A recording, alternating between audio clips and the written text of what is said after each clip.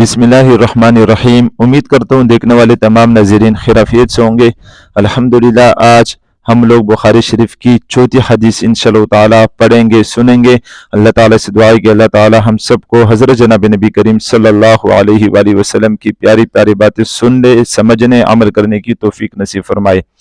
بخاری شریف کی چوتھی حدیث انشاءاللہ ہم سنیں گے، پڑھیں گے۔ قال ابن شہاب، چوتھی حدیث میں امام بخاری رحمۃ اللہ نے فرمایا کہ قال ابن شہاب، کہ مجھے ابن شہاب نے یہ بات بتائی ہے، یہ حدیث سنائیے۔ وَأَخْبَرَنِي ابو سلمہ بن عبد الرحمن، ان کو ابو سلمہ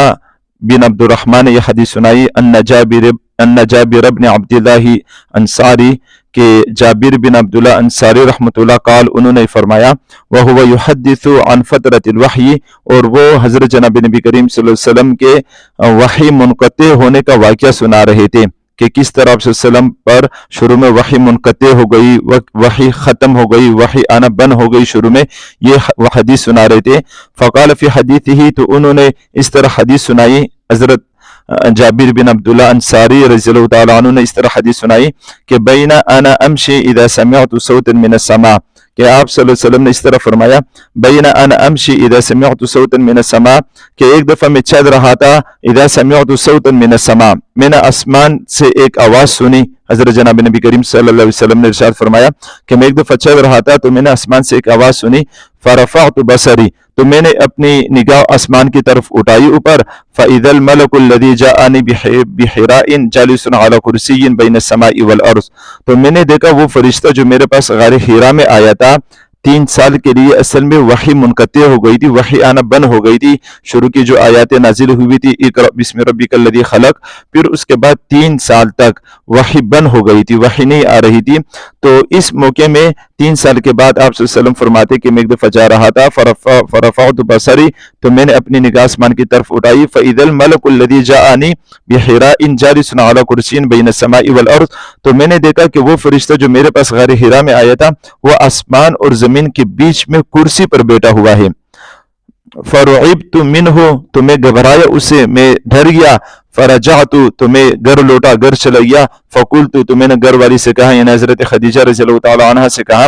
زملونی زملونی، کہ مجھ پر چادر اوڑھ لو، مجھ پر چادر اوڑھ لو، گھبرا گئے تھے۔ فانزل اللہ تعالی، تو پھر اللہ تعالیٰ نے یہ آیات نازل فرمائی، یا ایھا المدثر، کہ اے اوڑھنے والے، اے کمبل اوڑھنے والے، قم فانذر، آپ کھڑے ہو جائیے گا اور لوگوں کو ڈرائیے، وربک فکبر، اور اپنے رب کی بڑائی بیان کرے، وثیابک فطہر، اور اپنے کپڑوں کو پاک صاف ستھرا رکھیے، والرجز فہجر، اور نجاست سے دور رہیے، ناپاکی سے دور رہیے، گندگی سے دور رہیے۔ فحمی الوحی وتتابعا، پھر اس کے بعد وحی تیز ہو گئی اور وحی پہ در پہ پھر آتی رہی، پھر اس کے بعد وحی بند نہیں ہوئی۔ تابعہ عبداللہ بن یوسف و ابو صالح، کہ عبداللہ بن یوسف اور ابو صالح نے بھی اسی طرح کی حدیث سنائی ہے۔ وتابعہ ہلال بن رداء، کہ ہلال بن ردا نے بھی اسی طرح حدیث سنائی ہے، عن الزہری، زہری سے۔ وقال یونس، اور یونس نے اور معمر نے اس کا بھی اضافہ کیا ہے، بوادرہ، بوادر اصل میں کہتے ہیں گردن اور شانوں کے بیچ میں جو جگہ ہے اس کو بوادر کہتے ہیں، کہ یعنی آپ صلی اللہ علیہ وسلم کی گھبراہٹ کی وجہ سے یہ شانے بھی ہلنے لگے، اتنے آپ صلی اللہ علیہ وسلم گھبرا گئے۔ دوسرے حدیثوں میں اس طرح کے الفاظ ہے۔